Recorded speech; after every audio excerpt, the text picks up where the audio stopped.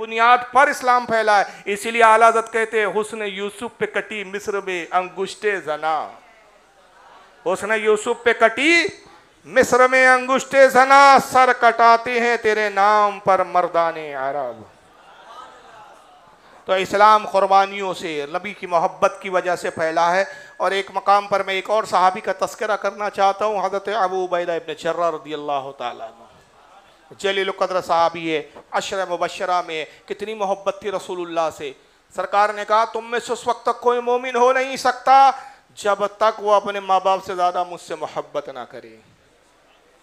ग़ज़वा उहद के अंदर हज़रत अबू उबैदा इब्न जर्राह शामिल है और इस्लाम को मिटाने के लिए मध्य मुकाबिल में इनका बाप जर्राह आता है।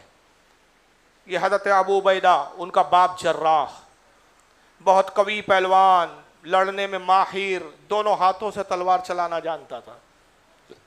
तलवार का इस कदर धनी था कि जो इसके मुकाबले में जाता टिक नहीं पाता था, कत्ल होना यकीनी होता उसका। इतनी तेज रफ्तारी के साथ तलवार चलाता था कि सामने वाला उसके तलवारबाजी के हुनर को देख के समझ ही नहीं पाता था कि कब वार किया, किधर मारा और किधर निकल गया। इतनी फुर्ती और इतनी उसके अंदर तेजी थी। जब वो मैदान में उतरता है, मुशरिकीन खुश हुए कि अब जर्रा मैदान में आया है, अब मुसलमानों की खैर नहीं। और उनके गुमान के मुताबिक वही हुआ कि जर्रा ने पाए दर पाए हमले करने शुरू किए। जो सहाबी इसके मुकाबले में आता शहीद हो जाता। हज़रत अबू उबैदा ने देखा कि मेरा बाप जर्रा मैदान में उतरा है। मुशरिकीन खुश थे कि जर्रा बहादुरी के जौहर दिखा रहा है, मुसलमानों को कत्ल कर रहा है।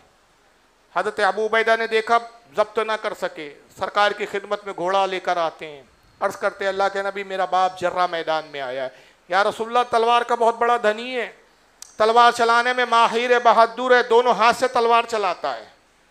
और नतीजा ये है कि जो उसके मुकाबले में जाएगा सरकार मारा जाएगा, उसका मुकाबला इतना आसान नहीं। हुजूर मुझे इजाज़त दीजिए कि मैं अपने बाप के मुकाबले में जाऊँ।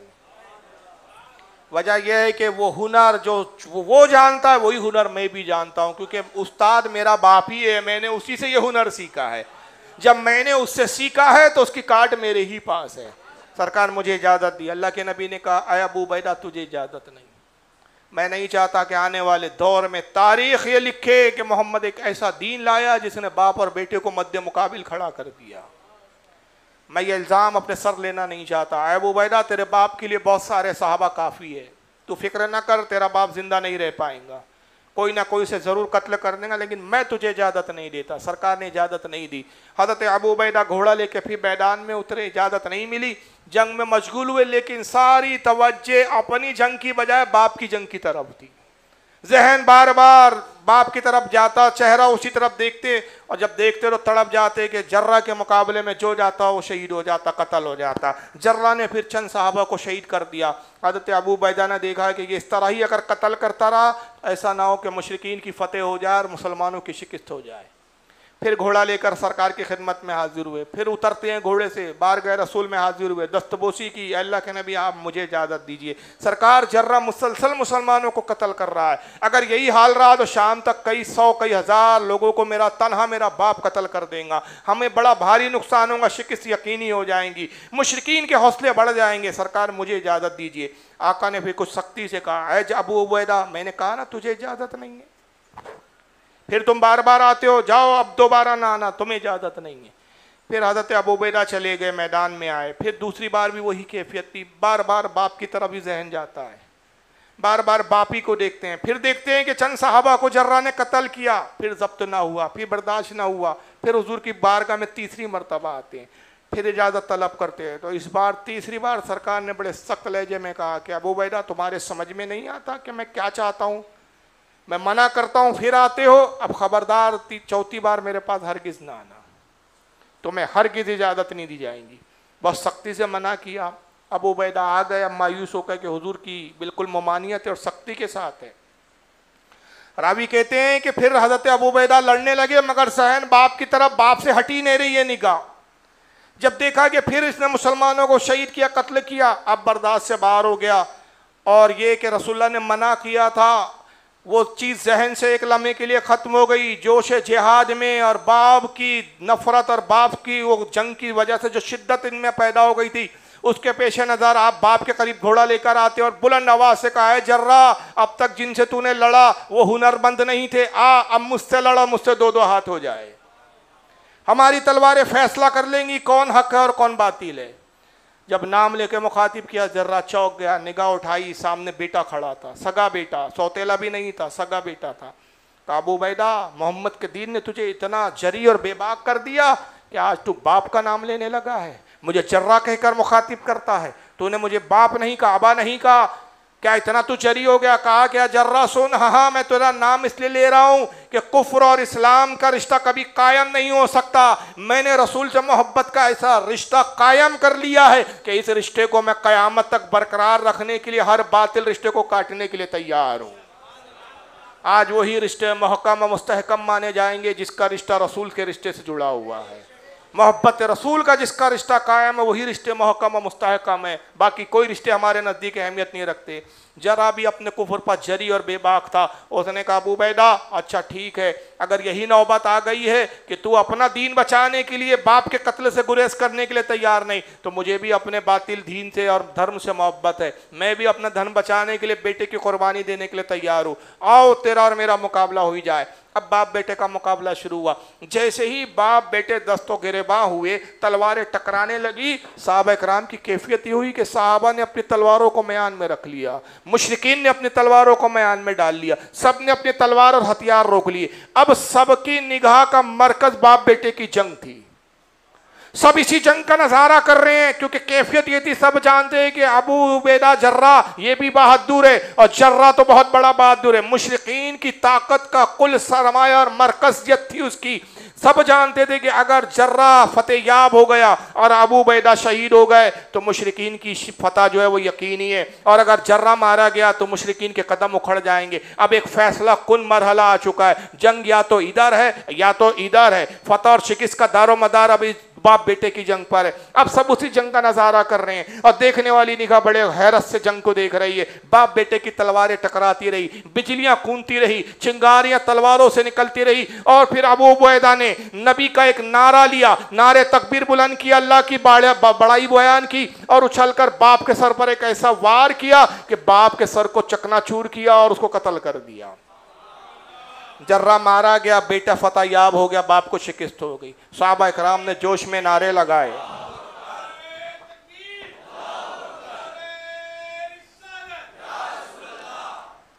सहाबा इकराम ने जोश में नारे लगाए, खुशी और मसरत का इजहार किया। मगर एक निगाह अबू उबैदा जर्रा को देख रही थी कि जर्रा पर क्या कैफियत है, क्या अबू उबैदा जर्रा भी खुश है बाप के कत्ल के बाद? देखने वाली निगाह ने देखा कि जर्रा तलवार के दस्ते पर अपनी थूड़ी को लगाए हुए रो रहे थे, तलवार से बाप का खून बह रहा था। नियत देखने वाली निगाह मौला अली की थी। मौला अली करीब गए, अबू उबैदा को बाजू से पकड़कर उठा के सहारा दिया, सीने से लगाया, तसल्ली दी, कहा आए अबू उबैदा मैं एहसास कर सकता हूँ, मैं समझ सकता हूँ कि आखिर तुमने उस बाप को कत्ल किया है। अगरचे वो मुशरिक था, मुशरिकीन की तरफ से, कुफ्फारों की तरफ से आया था, इस्लाम का दुश्मन बनकर आया था, लेकिन मुझे इस बात का एहसास है कि आखिर वो बाप था, उसने तुम्हें पैदा किया, तुम्हारी परवरिश की, तुम्हें तहजीब व तमद्दुन सिखाया, तुम्हें परवान चढ़ाया, इस लायक बनाया कि आज जो तुमने कारनामा अंजाम दिया, बाप की मोहब्बत का तकाजा है कि तुम रो। कहा कि माली कसम खुदा की आप गलत समझे, मैं इसलिए नहीं रो रहा हूं कि मैंने बाप को मारा है, इसलिए अफसुर्दा नहीं है कि बाप मेरी तलवार से कत्ल हुआ है, मैं रो इस बात पे ला रहा हूं कि मेरा ईमान बर्बाद हो गया, मैं तबाह और हलाक हो गया। अल्लाह के नबी ने मना किया था बाप के मुकाबले में ना जाना, मैंने नबी की नाफरमानी की है, मैंने सरकार के हुक्म उदोली की है, सरकार के हुक्म को पश्च पुष्ट डाला है, मेरी आखिरत तबाह हो गई, मेरा ईमान बर्बाद हो गया, अब मेरा कोई ठिकाना नहीं। क़यामत के दिन रब तबारक व तआला इस बुनियाद पर मुझे जहन्नम में डालेगा कि मैंने उसके नबी की नाफरमानी की है, अब मेरा कोई सहारा नहीं रहा, मैं नबी का नाफरमाना गुनाहगार हूँ। मौला अली ने तसल्ली दी, अरे अबू उबैदा गम न करो, बारगाह रसूल में जाओ, सरकार के कदमे नाज़मीन से लिपट जाओ, रसूल के कदमों में सर रख दो, माफ़ी तलब करो। ये वही बारगाह है जिसकी बारगाह में हमें रब पुकार के ये कहता है वलौ अन्नहुम इज़्ज़लमू अनफुसहुम जाओ, ऐ लोगों जब तुम अपनी जानों पे जुल्म करो मेरे महबूब की बारगाह में आ जाओ, मेरा महबूब अगर तुम्हारी सिफारिश करे लवाजदुल्लाह तव्वाब रहीमा, अल्लाह को तौबा कबूल करने वाला पाओगे। तो जाओ रसूल की बारगाह में, सरकार के कदमों में जाकर एतराफ़ कर लो गुनाहों का, इकरार कर लो, माफ़ी तलब करो। आका ने अपने दस्ते मुबारक को उठा दिया, तुम्हारा बेड़ा पार हो जाएगा, गुनाह दरगुजर कर दिए जाएंगे। जब मौला अली ने तसल्ली दी, हज़रत अबू उबैदा इब्न जर्राह को तसल्ली मिली। आपने अपना इमामा खोला और गले में लपेट लिया। यह अहले अरब की आदत थी, ये रिवाज था कि जब किसी बड़े पापी और मुजरिम को लाया जाता था, उसके गले में इमामा लपेट दिया जाता था। जैसे आज हमारे हिंदुस्तान के कानून के तहत जब किसी बड़े मुजरिम को ले जाते हैं तो हथकड़ी लगा के ले जाते हैं, ताकि देखने वालों को इबरत हो कि साहब ये बहुत बड़ा मुजरिम है। अरब का दस्तूर था कि जब बड़े मुजरिम को लाया जाता अदालत में, उसी का इमामा खोल के उसके सर में गले में लपेट दिया जाता था। आपने खुद अपने इमामे को लिया, गले में लपेटा और उसके एक सिरे को अपने हाथ में पकड़ लिया और उसी को खींचते हुए इस आलम में जा रहे, गोया खुद ही मुजरिम है और खुद ही पुलिस का आप फरीज़ा अंजाम दे रहे और अपने मुजरिमाना वजूद को बारगाह रिसालत तक पेश कर रहे हैं। हुजूर की खिदमत में गए और जाने के बाद सरकार के कदमों से लिपट गए, रोने लगे, आंसू के धारे बहने लगे। नबी करीम के जो है पाए अक़दस पर आंसू गिरते हैं, या रसूलल्लाह मैं आपका मुजरिम हूँ, सरकार मैंने जुर्म किया है, मैं मुजरिम हूँ आका, मुझे साथ ले लो कि रास्ते में है जा बजा थाने वाले। अल्लाह के नबी मुझसे जुर्म हो गया है। आया अबू उबैदा क्या जुर्म हुआ तुझसे, किस जुर्म के लिए आया है, किसकी माफ़ी तलब कर रहा है? अल्लाह के नबी आपने मना किया था कि बाप के मुकाबले में ना जाना। सरकार में बाप के मुकाबले में गया, मैंने जंग भी किया और जर्रा को कत्ल भी कर दिया, मेरा ईमान तबाह हो गया सरकार, मेरा ईमान बर्बाद हो गया, मेरा इस्लाम खत्म हो गया, मैं तबाह बर्बाद हो गया, मैं हलाक हो गया। अल्लाह के नबी मैं मुजरिम हूँ सरकार, मैं अपने जुर्म का इकरार करता हूँ, अपनी नाफरमानियों का इकरार करता हूँ। सरकार ने मुस्कुराया, उनके हाथों और बाजुओं को पकड़ के उठाया, सीने से लगाया, कहा अबू उबैदा मेरी मुमानियत एक हिकमत के तहत थी, बाखुदा अल्लाह और उसका रसूल तुमसे राजी है, तुम गम ना करो, अल्लाह रसूल तुमसे राजी है।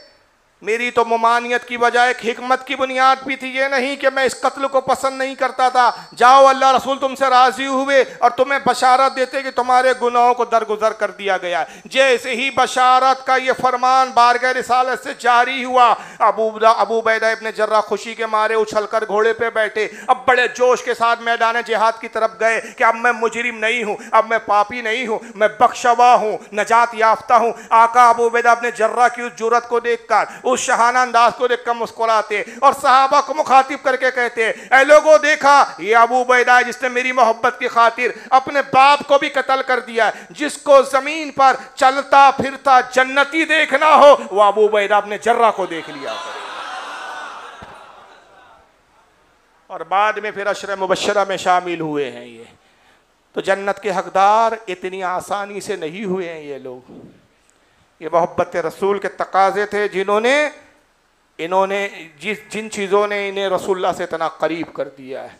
और इस मामले में सिर्फ सहाबा ही नहीं, एक खातून का तो वाक़ा मैं बयान कर चुका जो अपने बच्चे को कुर्बान करने के लिए बारगाह रिसालत में हाजिर करती है।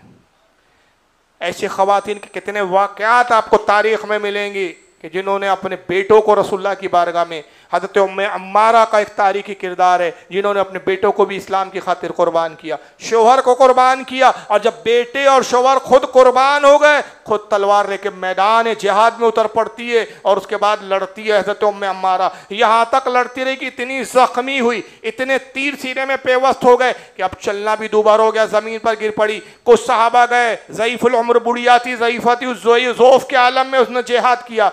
जब लोगों ने पूछा है उम्मे अम्मारा तुम्हारी आखिरी ख्वाहिश, का सिर्फ एक ख्वाहिश है, मैं चल नहीं सकती, उठ नहीं सकती, ऐ मेरे बच्चों मुझे उठाओ और रसूल के पास ले जाओ, मैं अपनी आखिरी सांसें मोहम्मद के कदमों में गुजारना चाहती हूँ।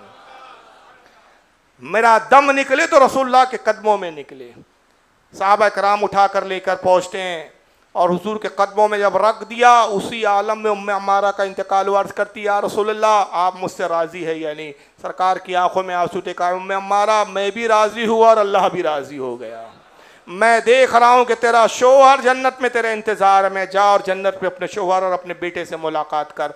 आंखें बंद होती है और रूह परवाज होती है। ऐसी ऐसी तारीख़ के वाक़यात मिलते हैं कि बच्चे कुर्बान किए, ख़वातीन ने अपनी जानों को कुर्बान कर दिए। हज़रत एक उम्मे हराम करके एक साहबी है, किस किस के वाक़यात में बताऊं, एक लंबा है और एक हज़रत एक बच्चे साहबी है, बहुत सारे वाक़यात है लेकिन वक्त का उतना तकाजा नहीं है। बस एक खातून का मैं जिक्र करता हूँ, अबू सुफियान की बेटी है उम्मे हबीबा रज़ियल्लाहु ताला अन्हा, उम्मुल मोमिनीन, नबी के निकाह में है, अमीर माविया की बहन है।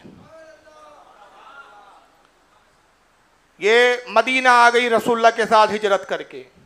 अबू सुफियान बाप कुफ्र की हालत में, बेटी ईमान ला चुकी है, नबी की ज़ौजियत में उम्मुल मोमिनीन के खिताब से सरफराज हुई है।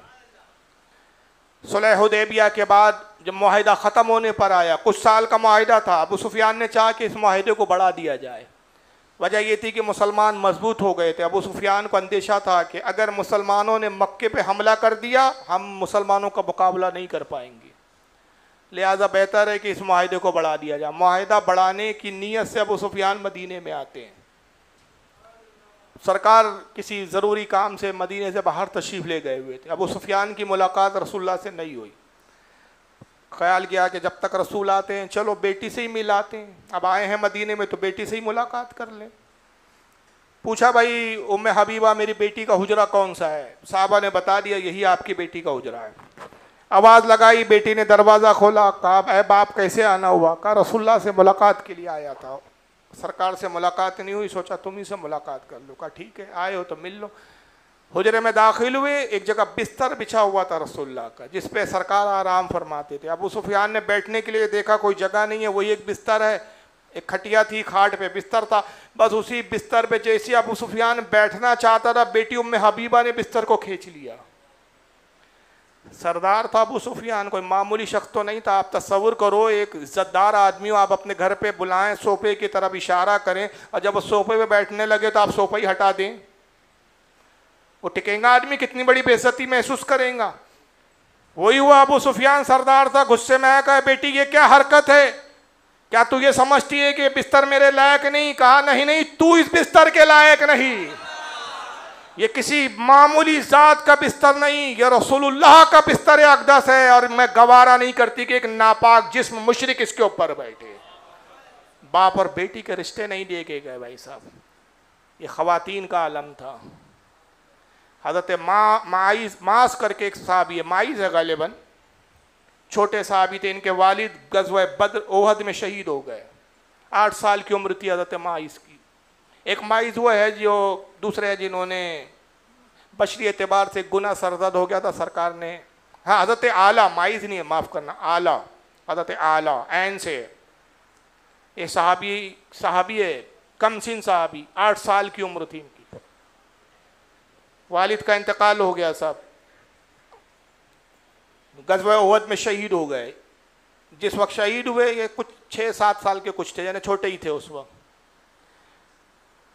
अपनी माँ से हमेशा पूछते कि हमारे अब्बू कहाँ हैं? माँ कहती बेटा तुम्हारे वाली शहीद हो गए। बड़ी नेक पारसा एकलौता बेटे थे हज़रत आला। यहाँ तक कि एक मरतबा ईद का दिन था, देखा कि सारे बच्चे अपने बाप के साथ, अपने वालिदैन के साथ, वालिद के साथ ईदगाह जा रहे हैं, मेरा तो कोई वालिद नहीं है, तना हो, रोने लगे।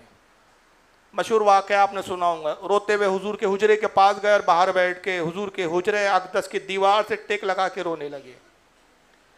उस वक्त सरकार की बारगाह में हज़रत अली मौजूद थे। काली देखो एक बच्चे के रोने की आवाज़ आ रही है, ये कौन बच्चा है जो रो रहा है?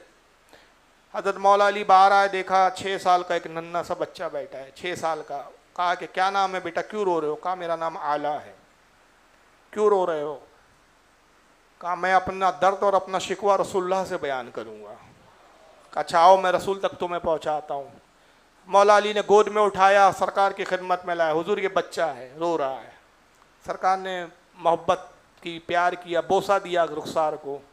कहा क्या नाम है बेटे तुम्हारे? हुजूर मेरा नाम आला है। किसके बेटे हो? फुला अपने फुला का बेटा हूँ। क्यों रो रहे हो? सरकार मेरे वालिद ओहद में शहीद हो गए, मेरी वालदा है, मेरा कोई नहीं। आज मैंने ईदगाह में सबको जाते हुए देखा, मेरे भी वालिद होते वो भी मुझे ईदगाह ले जाते, मुझे आज अपने वालिद की बड़ी याद आई। सरकार ने कहा तुम पसंद नहीं करते कि मैं तुम्हारे बाप की जगह रहूं? आयशा तुम्हारी माँ की जगह रहे, फातिमा तुम्हारी बहन हो। अली तुम्हारे भाई हो? कहा या रसूलल्लाह ऐसे रिश्तेदार तो किस्मत वालों को मिलते हैं, मैं राजी हो गया। सरकार ने कहा आला तुम्हारी बातें बड़ी अच्छी लगी, इस कमसिनी में इतनी अच्छी बातें करते हो, कितना अच्छा हो कि तुम हमसे मुलाकात के लिए आते रहो। आला चले गए, अक्सर मुलाकात के लिए आते हुजूर के हुजरे पे, सरकार बड़ी मोहब्बत से पेश आते, ऐसी ही मोहब्बत करते जैसे औलाद से मोहब्बत की जाती है। एक जंग का मौका आया, गालिबन गज़वा खैबर थी या खंदकी थी। सरकार के मुनादी ने जब ऐलान किया कि अपने इस्लाम को, अपने आप को पेश करो इस्लाम की खातिर, जवान आए, बूढ़े आए, जो ऐलान में सुना चुका, आला अपनी वालिदा के पास आते, अम्मी जान मुझे इजाज़त दीजिए। 8 साल की उम्र थी उस वक्त। कहा बेटा तुम तो बड़े कमसिन हो, तुम्हें कैसे इजाज़त दे सकती हूँ? कहा अम्मी जान आप मेरी कमसिनी पे ना जाइए, आप ये भी तो देखिए मेरे वालिद कौन थे, बहादुर थे, मैं उन्हीं का बेटा हूँ। आप मेरी कमसीन को ना जानिए। छोटी सी नन्ही सी एक तलवार थी जिससे वो मश्क किया करते थे, उस तलवार को लहरा के आला कहते अम्मी जान इस तलवार को मामूली ना समझिए, ये बहुत खूब खून चूसना जानती है दुश्मनों का, मुझे इजाज़त दीजिए। कहा बेटा तुझे मैं इजाज़त नहीं दे सकती। कहा अम्मी आपको इजाज़त देनी होगी। जिद बड़ी, माँ ने डांटा, का खबरदार आला, बस मैंने कह दिया ना, खामोश हो जाओ, तुम्हें इजाज़त नहीं दी जाएंगी। सख्ती से डांटा, खामोश करा दिया। अदब जानते थे, माँ की नाफरमानी नहीं की जा सकती, माँ की इजाज़त के बगैर जिहाद पे जाना जायज़ नहीं। हाला रोने लगे, कभी कमरे में बैठे सोच रहे क्या किया जाए। एक तदबीर दिमाग में आती है, ये है मोहम्मद सल्लल्लाहु अलैहि वसल्लम के दीवाने कैसे जान देने के लिए बेचैन रहते थे। अरे ये तो छोड़ो यार, वो रिवायत पढ़ी थी तो मैं हिल गया था भाई। सरकार ने जब हज फरमाया, एक ही हज तारीख का, अल्लाह के नबी ने कुर्बानी के लिए मेंढों और भेड़ों को बुलाया, काली मेंढे लाओ। और अभी हदीस करते हैं कि जब सरकार ने ज़बा करना शुरू किया, हर जानवर दूसरे जानवर को सिंग मार के आगे आता था। लोगों ने कहा अल्लाह के नबी ये क्या माजरा है, जानवर आपस में लड़ते हैं और आपके करीब आने के लिए कोशिश करते हैं। तो सरकार मुस्कुराया, कहा हर जानवर चाहता वो मेरे हाथ से ज़बा किया जाए, और वो दूसरा एक जो जानवर है वो डरता कि कहीं ऐसा ना हो कि हुजूर चंद जानवरों को ज़बा करे और बाकी को छोड़ दे, या दूसरों को कह दिया जाए कि तुम ज़बा कर लो। हर कोई चाहता है कि उसे ये सादत मिले कि वो मेरे हाथ से ज़बा हो। इमाम तहवी ने इसको मानुल आसार में हदीस लिखा, अंदाज़ा लगा ये जानवर भी नबी पर अपनी जान देने के लिए बेचैन रहा करते थे, वरना हमारे जानवर को खींच के ले जाना पड़ता है, अड़ जाता है भाई साहब, वो उसको चारा दिखाना पड़ता है, चल चल खींच खींच के ले जाए, तो उसके भी समझ में आ जाता है कि आज मेरी खैर नहीं है। तो सरकार फिर जब जानवर जानिसारी करे तो इंसान है, अशरफुल मखलूक़ात है। यहाँ जान देने के लिए रोया जा रहा है, जिद की जा रही है, जान बचाने के लिए नहीं। हम जान बचाने के बहाने ढूंढते, वो जान देने के बहाने ढूंढा करते थे।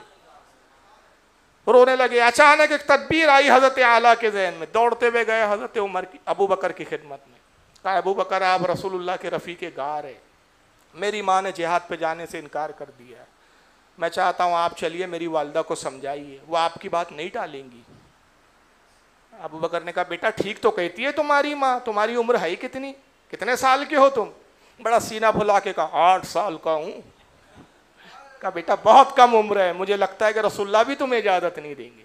कहा हुजूर से इजाज़त लेना वो मेरा काम है, आप तो माँ से इजाज़त दिलवा दीजिए। कहा अच्छा चलो तुम जिद करते हैं तो मैं बात करता हूँ। आए, दरवाजे के बाहर से आवाज़ दी, है उम्मे आला तुम पर सलामती हो, मैं अबू बकर। आप पर भी सलामती हो है रसूलुल्लाह के जानिसार, कैसे ज़हमत फरमाई, मैं आला के लिए जिहाद पे ले जाने के लिए इजाज़त तलब करने आया हूँ। अंदर से आला की वालिदा की आवाज़ आती है, अल्लाह के वास्ते मुझ पर रहम कीजिए अबू बकर, आप इतने ज़ईफ़ुल उम्र में मुअम्मर साहबी है, आप नहीं समझते कि मेरा एक लौता बेटा है, 8 साल का है, आप जानते जंग का अंजाम क्या होगा, 8 साल का बच्चा भी कोई मुकाबला करता है, सिवाय शहीद और कत्ल होने के क्या कर सकता है, लिहाजा आप मुझ पर रहम करें, मैं बेवा तो हूँ कि आप एक बच्चे की माँ भी रहना नहीं देना चाहते आप।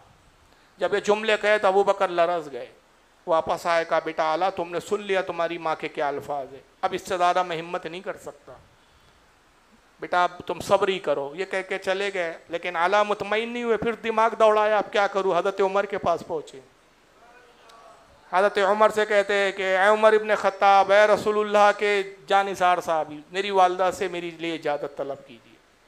हज़रत उमर ने भी वही सब कहा, तुम छोटे हो लेकिन ज़िद की। कहा अच्छा चलो तुम ज़िद करते हो, मैं चलता हूँ। उम्मे आला के पास आए, आवाज़ लगाई, अस्सलामु अलैकुम मैं उम्मे आला, मैं उमर इब्न खत्ताब रसूलुल्लाह का साहबी, आप पर भी रहमत हो, कैसे रहमत फरमाई, मैं आला को लेने आया हूँ। कहा अच्छा आप खुद आए हैं या आला लेकर आए हैं? कहा वो छोड़िए, आप इजाज़त दे दीजिए। कहा कैसे इजाज़त दे दूँ, लिल्लाह मुझ बेवा पर रहम कीजिए, ये बच्चा जाएगा तो आपको लगता है कि ये जंग में फातेह होगा, सिवाय शहादत के और क्या मुकद्दर इसका हो सकता है। इस छोटे से बच्चे पर दुश्मन किस तरह हावी होगा आप खुद समझ सकते हैं। आप इतने समझदार हो के ऐसी जुर्रत की है कि आप मेरे बच्चे के लिए इजाज़त तलब करने आ गए। आपने खुद सोचना चाहिए था। जब ये जुमले कहते हज़रत उमर भी शर्मिंदा हो गए। कहा अला आपकी वालदा सही कहती है, वापस आ गए। अला ने देख लिया अब काम बनने वाला नहीं। अबू बकर से नहीं मानी अम्मी जान, उमर से नहीं मानी, एक ही ज़ात है जो माँ को मनवा सकती है और वह रसूलुल्लाह की ज़ात। पहले सरकार को ही मनाना पड़ेगा। एक हीला तराशा, सरकार के हुजरे के बाहर गए और फिर वही अंदाज इख्तियार किया जो 6 साल की उम्र में अंदाज किया, हुजरे के बाहर बैठ के रो रहे हैं और जानबूझ के आवाज़ें निकाल के रोते थे। रावी कहते हैं कि जानबूझ के इतनी आवाज़ों से रो रहे थे कि ताकि हुजरे रसूल तक आवाज़ जाए। सरकार जंग के हालात पर सहाबा को लेकर गुफ्तगू कर रहे थे, मौला अली साथ में मौजूद थे। फिर सरकार ने कहा अली सुन रहे हो, ये रोने की आवाज़ आ रही है, कोई बच्चा मालूम होता है जो रो रहा है। कहा या रसूलल्लाह। कहा देखो ये कौन बच्चा है, बाहर आए हुजूर, ये आला है। कहा क्या बात है, ये हमेशा हुजरे पर आके रोता ही रहता है, ले आओ अंदर। लाए, ए आला आप क्यों रो रहे हो? अल्लाह के नबी मैं जिहाद पर जाना चाहता हूँ, माँ जो है इनकार करती है। सरकार ने कहा सही तो कहती है तुम्हारी वालदा। कहा या रसूलल्लाह मेरी ख्वाहिश है, आप मेरी कमसीनी पर ना जाइए। फिर छोटी सी नन्ही सी तलवार निकाली। अल्लाह के नबी मैं कसम खा के वादा करता हूँ कि ये तलवार आपकी हिफाजत करना खूब जानती है, आप इजाज़त दे सरकार। हुजूर ने समझाया, लेकिन आला बहुत चालाक थे, सरकार के कदमों में गिर गए, कदमों से लिपट गए। अल्लाह के नबी मैं इन कदमों को उस वक्त तक नहीं छोड़ूंगा जब तक आप मुझे जिहाद पर ले जाने के लिए राज़ी ना हो जाए। मैं इन कदमों में जान दे दूंगा, छोड़ूंगा नहीं। जब सरकार ने ये जज्बात और कैफियत देखी, अली से कहा अली जाओ इनकी माँ से इजाज़त ले लो और कहना कि रसूलुल्लाह इजाज़त तलब करते हैं। अल्लाह अकबर। सारी कायनात रसूल से इजाज़त लेती है, रसूल इनके लिए इजाज़त ले रहे हैं। मौला अली आए, सलाम किया, अस्सलाम वालेकुम उम्मे आला, मैं अली इब्न अबी तालिब। अली आप कैसे आए? अल्लाह के लिए इजाज़त के लिए आए। वल्लाह क्या ये मुझ पे जुल्म है कि पहले अबू बकर आते हैं, फिर उमर आते हैं, अब आप चले आए दामाद रसूल। कहा मैं नहीं आया हूँ, रसूल की तरफ से भेजा गया है। कहा रसूलुल्लाह ने भेजा, हुजूर क्या चाहते हैं? कहा हुजूर चाहते हैं कि आला उनके साथ जिहाद पे जाए। कहा बाखुदा मैंने अबू बकर को इनकार किया, उमर को इनकार किया, कसम खुदा की आप आते आपको भी इनकार करती, मगर सरकार ने भेजा तो एक आला क्या है, हजारों आला हुजूर पर निसार है। बखुशी आप अब आला को ले जाएं। अब मैं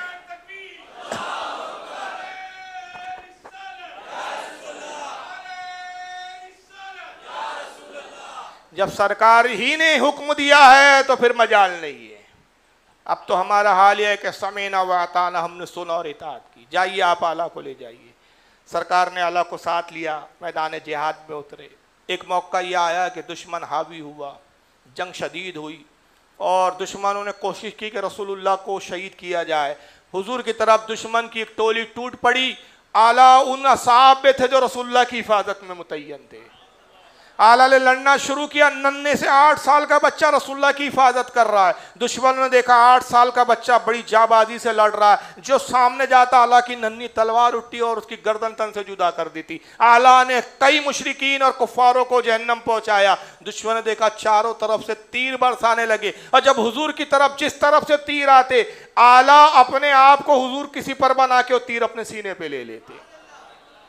कहा जाता है कि 36 तीर आपके सीने में पेवस्त हुए। नन्हे से शहजादे पे गशी तारी हुई गिरे। सरकार तशरीफ लाए, आला को सहारा दिया, जानू पे सर रखा। बिल्कुल वही मंजर नजर आता है जब मैं पढ़ रहा था जो करबला में इमाम हुसैन का मंजर था। सरकार ने अपने जानू पे रखा, गर्दो गुबार साफ किया। आला ने आंखें खोली, अल्लाह के नबी आप मुझसे राजी है या नहीं? काला मैं तुझसे राजी हुआ, रसूल भी राजी हुए, जाओ देखो तुम्हारे वाली जन्नत में तुम्हारा इंतजार कर रहे हैं। आला की आंखें बंद हो गई, शहादत वाक़ई हो गई। बहरहाल अल्लाह ने मुसलमानों को अजीम फ़तेह से नवाजा। फातेयाब लश्कर इस्लाम मदीने में दाखिल होता है। सबसे आगे अबू बकर सिद्दीक, रसूल अबू बकर सिद्दीक है, झंडा लिए हुए हाथ में। सरदार होते थे अलग अलग टुकड़ियों के, और हर टुकड़ी का सरदार अलम लिए हुए, झंडा लिए हुए आगे चलता था, और उसके जो मातहत सिपाही होते थे उसके पीछे होते थे। ये उस दौर के जंग का डिसिप्लिन था। सबसे आगे अबू बकर का लश्कर, और वो उनके अबू बकर उस लश्कर के सरदार, झंडा हाथ में। खवातीन इस्तकबाल कर रही थी, मरहबा के नारे लगाती थी, मुजाहिदीन इस्लाम को जंग की फतेह पे मुबारकबाद पेश की जा रही है। अजीज़ व क़रीब गले मिलते थे मुजाहिदीन से, जंग की फतेह की मुबारकबाद देते थे। उन खवातीन की भीड़ में एक नकाब पोश एक खातून खड़ी हुई है, ये उम्मे आला थी। अबू बकर को आते हुए देखा, दौड़ते हुए गई, अबू बकर की घोड़े की लगाम को पकड़ा। अबू बकर, आप पहचाना मुझे? नहीं खातून, मैं कैसे पहचान सकता हूँ, आप तो चेहरा छुपाए हुए हैं। मैं उम्मे आला हूँ। अच्छा उम्मे आला हो, कहिए क्या बात है, मेरे बेटे का क्या हुआ, आला कहाँ है? अबू बकर की जुर्रत और हिम्मत ही ना हो पाई कि कहें कि तुम्हारा शहजादा तो शहीद हो गया है। कहते पीछे उमर आ रहे हैं, वो खूब जानते, उनसे पूछो। ये कहकर घोड़ा आगे बढ़ा दिया। हजरत उमर का इंतजार करने लगी। दूसरा लश्कर की टुकड़ी जो है मदीने में दाखिल हुई। सरदार उस टुकड़ी के हजरत उमर थे, अलम हाथ में, दौड़ते हुए उमर की खिदमत में पहुंचे। उमर इब्न खत्ताब, आप ही तो मेरे बेटे की इजाजत के लिए आए थे, मेरे बेटे आला का क्या हुआ? कहा कि बेहतर अली जानते, पीछे अली आ रहे हैं।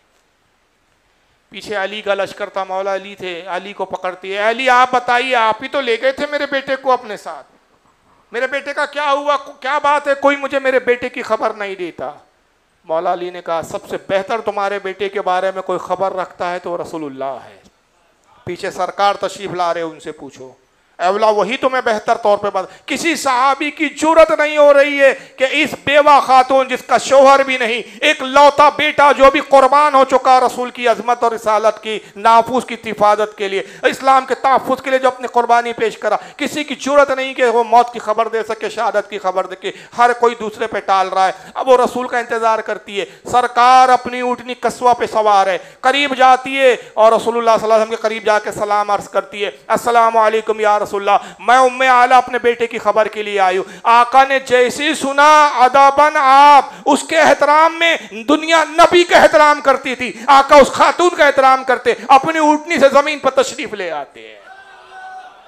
तशरीफ लाने के बाद उम्मे आला से कहते हैं, उम्मे आला तुम शहीद की बेवा थी, मुबारक हो कि शहीद की माँ भी कहला चुकी हो। बस उम्मे आला ने जैसी बेटे की खबर सुनी, रसूलुल्लाह के कदमों में गिरी और उसी वक्त रूह परवाज़ कर गई। आका ने आसमान की तरफ देखा और मुस्कुरा दिया। साहबा ने अर्ज़ किया, अल्लाह के नबी, उम्मे आला का जिस्म आपके कदम नाज़मीन पे पड़ा है और आप मुस्कुरा रहे हैं, हुजूर किस बात पे आप मुस्कुराए? कहा, खुदा की कसम मैं देख रहा हूँ कि उम्मे आला और उम्मे आला का शोहर उसके इंतज़ार में है और हूरें उसके इस्तकबाल के लिए खड़ी हुई हैं। ये वो लोग थे जिन्होंने इस तरह से कुर्बानियाँ इस्लाम को पेश की है। इस्लाम इतनी आसानी से हम तक नहीं पहुँचा है भाई। ईमान लाने के बाद तकलीफ़ें किस तरह से इन्होंने झेली है, एक लंबी तारीख़ है और कहाँ कहाँ तक बयान किया जाए। जनाब बिलाल का अपना एक किरदार है, हज़रत असवद का अपना एक किरदार है। एक सहाबी गुजरे हज़रत असवद, उनको असवद कहा जाता था, बड़े सिया फाम काले रंग के थे साहब। उन्होंने अपने लिए रसूलुल्लाह की बारगाह में कैसी कुर्बानियाँ पेश की, ये सब एक एक अगर मैं वाक़यात बताऊँ तो एक तवील गुफ्तगू हो सकती है, एक तवील बयान की ज़रूरत है। ये छोटा और मुख्तसर सा वक्त उसका मुतामिल नहीं हो सकता। एक आशिक रसूल में वैसे करनी का भी नाम आता है। कैसे आशिक रसूल थे? इमाम मालिक का नाम आता है, हज़रत अबू महसूरा है। अब हज़रत अबू महसूरा के बारे में इमाम काजी अयाद, इमाम बुखारी तारीख़ुल कबीर में इमाम काजी अयाद अपनी शिफा में लिखते हैं, इमाम हाकिम ने लिखा अल मुस्तदरक में, इमाम तबरानी ने अल माजुमुल कबीर में लिखा, मुतअद्दिद उलमा ने लिखा है कि इनके बाल बड़े लंबे थे। हज़रत अबू महसूरा रज़ियल्लाहु ताला अन्हु जब वज़ू करते, मसा करने के लिए जब इमामा खोलते, बाल खुल जाते, जूड़ा बांध के रखते थे। वो बाल खुलते और जब वो लड़ गिरती तो आपके घुटने तक आती थी, इतने लंबे बालों की लड़ थी। आज का वहाबी बोलता बिद्दत है, ये फतवे लगा देता है इनके ऊपर, मगर ये आशिक रसूल कैसे आशिक थे।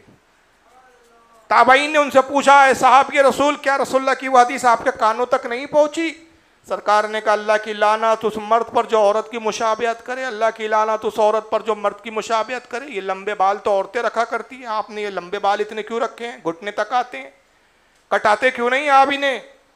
उन्होंने कहा सुनो, तुम क्या जानो इन बालों की असमत क्या है, इनकी उल्फत क्या है। जब मैं छोटा था मेरी माँ रसूलुल्लाह की बारगाह में मुझे ले गई और कहा या रसूलुल्लाह मेरे बेटे के लिए दुआ फरमा दे। सरकार ने मोहब्बत से मेरे सर पर हाथ फेरा और दुआ की। मेरी माँ ने कहा बेटा है अबू महजूरा, अब उन बालों को कभी ना काटना जिस पर रसूलुल्लाह का दस्ते मुबारक लग गया है।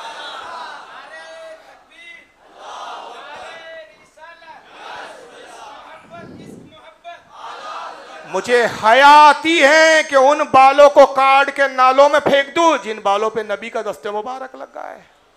अंदाज़ा लगाइए, जो नबी के छुए बालों को काटना गवारा ना करे, रसूलुल्लाह की ज़ात से कितनी मोहब्बत करते होंगे वो लोग। इमाम मालिक के बारे में लिखते हैं हज़रत शाह अब्दुल्ला अज़ीज़ मुहद्दिस देहलवी रहमतुल्लाह अलैह।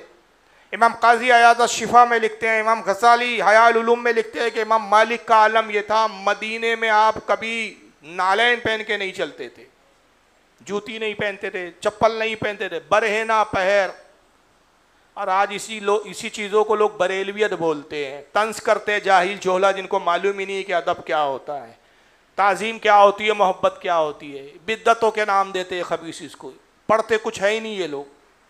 इमाम मालिक जो मसलक के इमाम हैं, 4 अइम्मा में से एक है, और उनके बारे में हदीस पाक में आता का फरमाते कि एक वक्त ये आएगा कि इल्म हदीस में मदीने से बड़ा कोई आलिम रूए ज़मीन पर कोई दुनिया ना पाएंगी। लोग कहते हैं ये हदीस इमाम मालिक के बारे में आई है कि एक वक्त ये था कि इमाम मालिक से बड़ा पूरे मदीने में क्या बल्कि पूरे अरब में कोई उनसे बड़ा मुहद्दिस नहीं था। हदीस की किताब बाज़ाब्ता लिखने वाली पहली शख्सियत इमाम मालिक अल-मुअत्ता के नाम से लिखी, मुअत्ता इमाम मालिक पहले ज़ात है।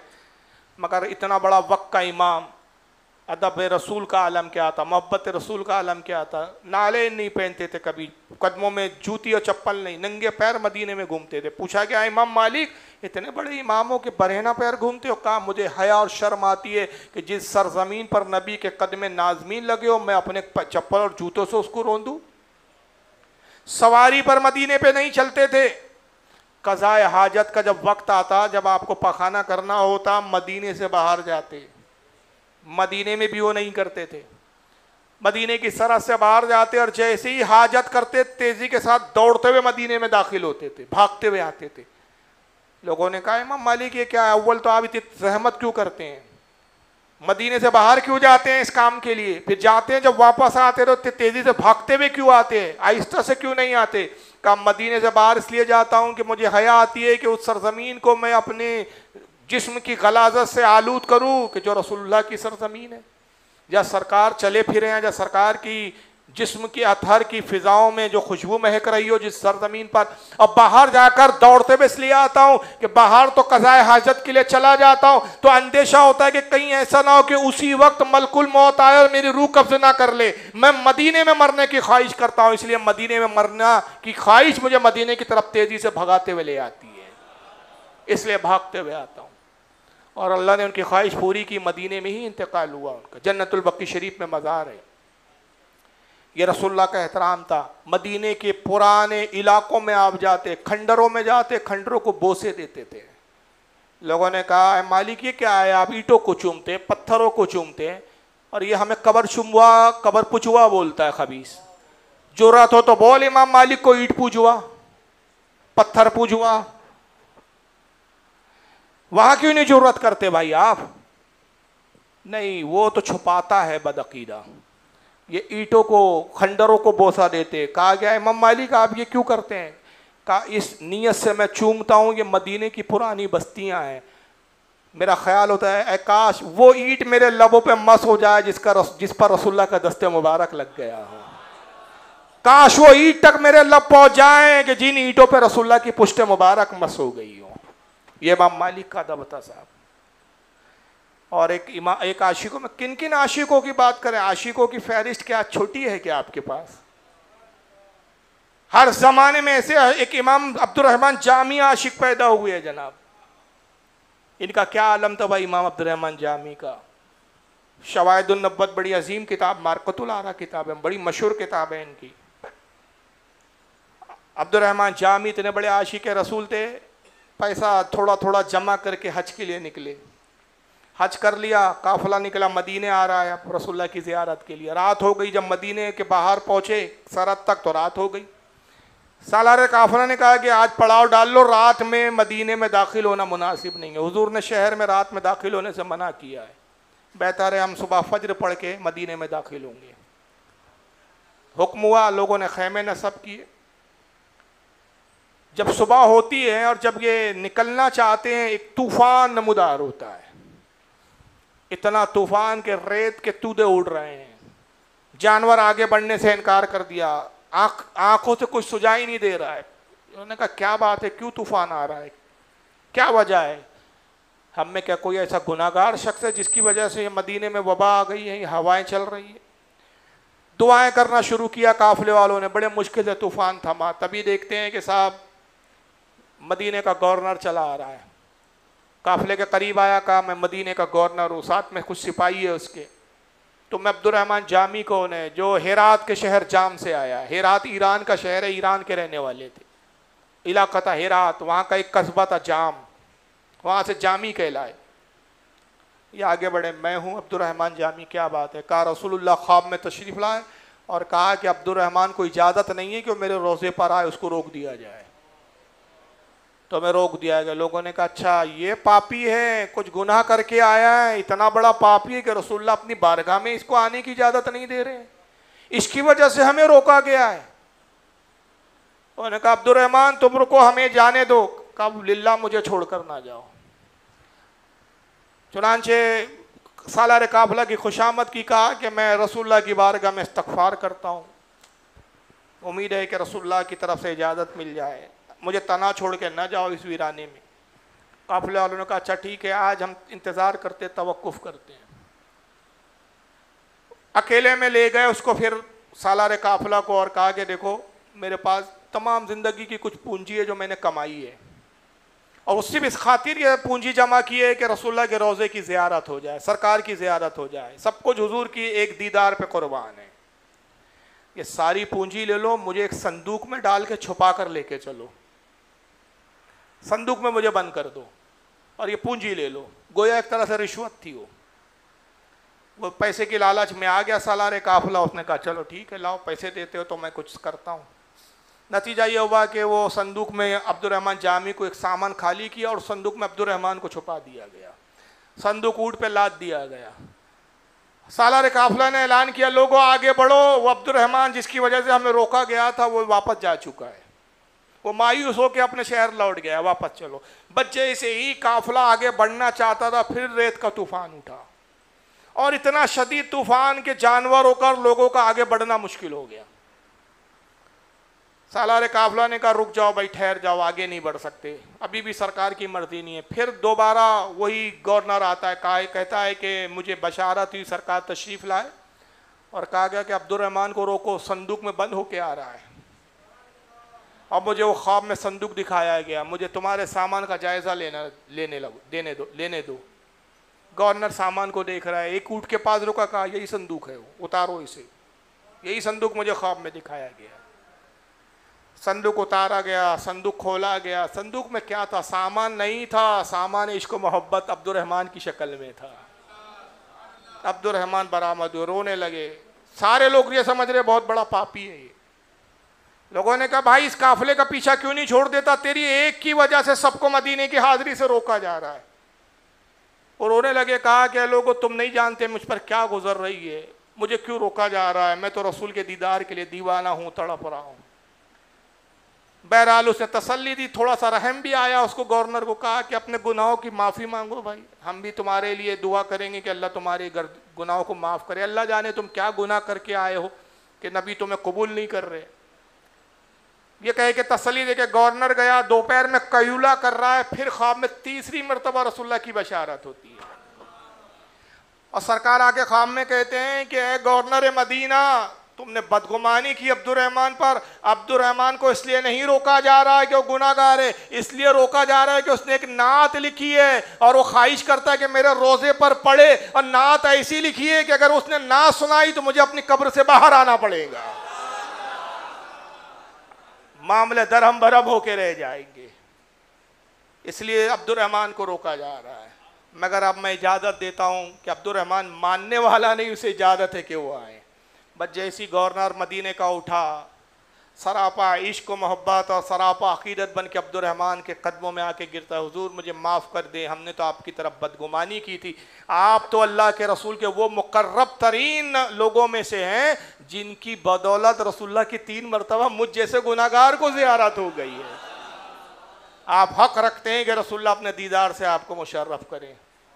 जब सालार काफिला को उसने मामला बताया, अब हर कोई अब्दुर्रहमान को अकीदत से देख रहा है, कोई हाथ चूम रहा है, कोई पैर चूम रहा है। लोगों का ये छोड़ो, ये सब मुझे इससे कोई गरज नहीं, मुझे तो, मैं तो रसूल का दीवाना हूँ, मुझे तो मेरे आका के दर तक पहुँचने दो। दौड़ते हुए गए, रोज़े रसूल पर जाके कदमे नाज़रीन में गिर गए। अल्लाह के नबी मुझे इतना रोका गया। सरकार एक नाती की तो बात थी, अब्दुर्रहमान ने कुछ अकीदत का इजहार किया, हुजूर आप ना सुने तो फिर कौन सुनेगा सरकार।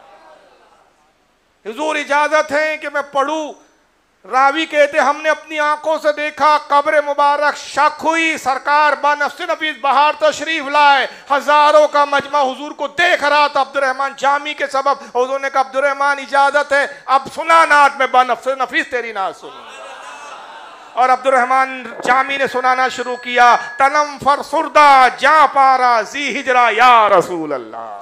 यही वो नात थी जनाब। हम पे तो कोई कैफियत नहीं हो रही, अल्लाह जाने क्या उन्होंने जज्बात थे कि जिस जज्बात को सरकार ने कबूल कर दिया। तनम फरसुदा जा पारा जी हिजरा या रसूल अल्लाह, दिलम पस मुर्दा आवारा जी इसिया या रसूल अल्लाह। यानी अल्लाह के रसूल आपकी जुदाई में मेरा जिस्म बेकार और बेजान हो गया है, आपकी जुदाई में मेरा जिस्म बेजान हो चुका है, इसमें जान ही नहीं है, मुर्दा है गोया के। अल्लाह के रसूल गुनाहों की वजह से मेरा दिल नीम मुर्दा हो चुका है, आधा जिंदा है और आधा मर चुका है। ऐ अल्लाह के रसूल मुझ पर रहम करे। चूस हुए मन गुजर आरी मन मिस्कीन इस दारी, फिदाए नफ्से नालैनत कुनम जा या रसूलुल्लाह। कहते हैं कि अगर आप मेरे कूचे से गुजरे तो अल्लाह के नबी आपके नालैन, मेरे गरीब और मिस्कीन के कूचे से अगर गुजरे तो मैं आपके नालैन पाक के निशान पर अपने आँखों को रख दूँ, अपने सर को रख दूँ। नालैन पर नहीं, जहाँ नालैन पाक का निशान पड़ जाए वहाँ पर मैं अपनी जान कुर्बान कर दूँ। कुनम जान को मैं फिदा कर दूँ आप पर। बहरहाल ये बड़ी तवील नात है, ये उन्होंने बयान की, पढ़ी, और सरकार हर शेर पर उनको दाद देते, तारीफ़ करते, दुआ फरमाते, और ये रो रो के नात पढ़ते रहे। यहाँ तक कि जब नात मुकम्मल हुई, सरकार ने कहा अब्दुर्रहमान अब तुम्हें तसल्ली और खुशी हो गई। अल्लाह के रसूल मैं खुश हो गया, राज़ी हो गया। सरकार अपने कब्र मुबारक में तशरीफ़ ले गए। अब्दुर्रहमान ने कुछ दिन क़याम किया मदीने में। जब भी रोज़े रसूल पर आते सलाम करते, अस्सलाम वालेकुम या रसूलल्लाह, और रोज़े रसूल से जवाब आता वालेकुम अस्सलाम अब्दुर्रहमान। अब रुखसत हुई, इजाज़त का वक्त आया, सरकार वतन जाना ज़रूरी है, आप ही की दीन की खिदमत के लिए जा रहा हूँ। दिल चाहता नहीं है, गोया मुहद्दिस आज़म की ज़बान में मदीने को सब कुछ दिए जा रहा हूँ, मदीने को सब कुछ दिए जा रहा हूँ, बहारे मदीना लिए जा रहा हूँ। मदीने का कुछ काम करना है सैयद, मदीने का कुछ काम करना है सैयद, मदीने से बस इसलिए जा रहा हूँ, मदीने का ही काम करना है हिंद की ज़मीन पर, वरना दिल तो नहीं चाहता। वही अब्दुर्रहमान की कैफियत थी, सरकार दिल नहीं चाहता मगर आप ही के दीन की खिदमत करना है। जाम में, हेरात में इजाज़त है सरकार ने कहा अब्दुर्रहमान जाओ, अगले साल फिर आओ। अगले साल पहुँचे, फिर सलाम किया, फिर हाज़िरी होते रही। जब जब हाजिर हुए सलाम किया, कब्र रसूल से जवाब आता। फिर रुखसत हुए, फिर सरकार ने कहा अब्दुर्रहमान जाओ, फिर आओ।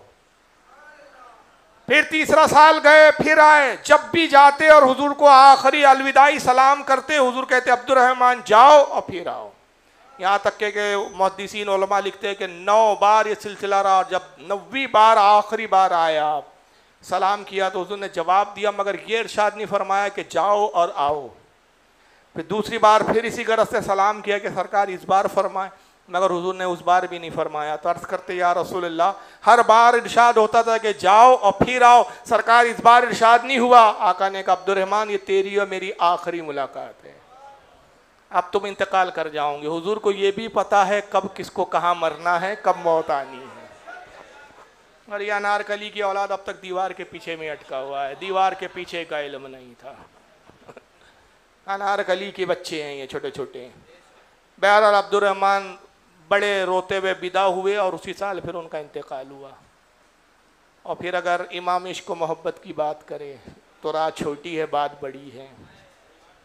उनका तो याल है कि ऐ मेरे दिल को ढूंढो, क्या शेर है भाई वो, नहीं भाई, अरे आए खुदा के बंदो कोई मेरे दिल को तो ढूंढो, मेरे पास था अभी तो अभी क्या हुआ खुदाया, कहाँ चला गया दिल, मेरे दिल को ढूंढो। बरेली में जिस्म रह गया दिल गायब हो गया, बॉडी है दिल नहीं है। अरे ऐ खुदा के बंदो, किसको कह रहे हैं खुदा के बंदो, आपको हमको नहीं, वो हदीस की तरफ इशारा है, आयूनी या इबादिल्लाह। सरकार फरमाते जब तुम मुसीबत में आओ तो पुकारो अयूनी या इबादल्लाह, ऐ अल्लाह के बंदो मेरी मदद करो। अल्लाह के ऐसे खुश खास बंदे जो तुम्हें देखते तुम उन्हें नहीं देखते, वो तुम्हारी मदद करेंगे। ये अल्लाह के औलिया की जमात है इबादुल्लाह, ये फरिश्तों की जमात है, उनको मुखातिब कर रहे ऐ खुदा के बंदो ऐ इबादुल्लाह कोई मेरे दिल को ढूंढो, मेरे पास था अभी तो अभी क्या हुआ खुदाया, कोई आया ना कोई गया ना आया, तुझे हमद है खुदाया। तो अब वो ढूंढने निकले सारे, फिर अल्लाह के बंदे चलो अहमद रज़ा के दिल को ढूंढे भाई कहाँ। तो उनको मिला तो उन्होंने कहा ऐ रज़ा हमें तेरे दिल का पता चला बामुश्किल, बहुत ढूंढा बहुत तलाश किया पता चली गया, आखिर तफ्तीश के बाद मालूम ही हो गया कि दिल कहाँ है अहमद रज़ा। हमें ऐ रज़ा तेरे दिल का पता चला बामुश्किल, दरे रोज़े के काबिल मुकाबिल हमें वो नजर तो आया मगर ये ना पूछ कैसा पाया, ये ना पूछ कैसा पाया। रोज़े रसूल पर पड़ा हुआ था, बिलक रहा था, तड़प रहा था, क्या कैफियत थी अब वो हम नहीं बयान कर सकते, अल्फाज नहीं हमारे पास, वो कैफियतों के इज़हार के लिए जुमले नहीं है हमारे पास। ये ऐसे ऐसे आशिक गुजरे हैं। तो बहरहाल ये सब सहाबा इकराम हो या ये हो, ये वो आशिकान रसूल थे जिन्होंने नामूस के लिए मोहब्बत रसूल में अपने आप को फ़िदा कर दिया था। अल्लाह ताला हम सबको भी ऐसी मोहब्बत अता फ़रमाए, अपने नबी पर मरने मिटने का जज्बा अता फ़रमाए। किसी को कोई सवाल पूछना हो तो सवाल पूछ सकते हैं। वो कागज़ गिरा भाई, देखिए कहाँ गिरा, वो क्या लिखा था, मैंने पढ़ा ही नहीं उसको, क्या लिखा था उस पर? नहीं ये तो बाद में आया, ये बाद में आया। अच्छा गाड़ी वाला तो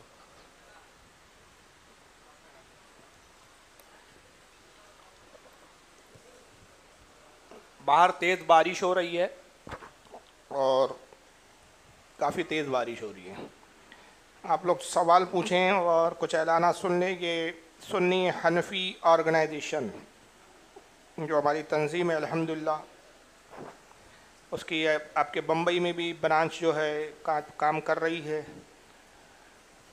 ये उन्हीं के उसी तंजीम के ज़ेर एहतमाम हमारे तंजीम से जुड़े हुए एक बहुत काबिल मुसन्निफ़ भी हैं, अदीब भी हैं माशाल्लाह, और पेशे से डॉक्टर भी हैं, डॉक्टर मोहम्मद आफाक। उन्होंने ये किताब लिखी है। किताब का थोड़ा सा पस मंज़र मैं बता देता हूँ।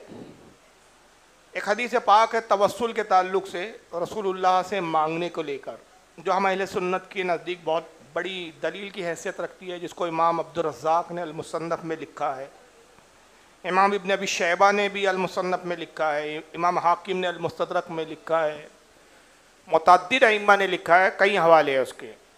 वो ये है कि हज़रत उमर के ज़माने में दौर खिलाफत में कहत पड़ गया और उस कहत को आमुर रमदा कहा जाता है। 3 साल मुसलसल बारिश नहीं हुई, 3 साल कहत पड़ा, नतीजा ये हुआ कि लोग दाने दाने को मोहताज हो गए और लोग दुआ करते थे, दुआएं कबूल नहीं होती थी, बारिश होती नहीं थी। तो एक सहाबी थे मालिकुद्दार, वो रावी है इस हदीस के। एक सहाबी थे जिनका नाम था हज़रत क्या हारिस कुछ नाम था गालिबन का, तो नाम जहन में नहीं आ रहा है मुझे, इसमें है शायद वो।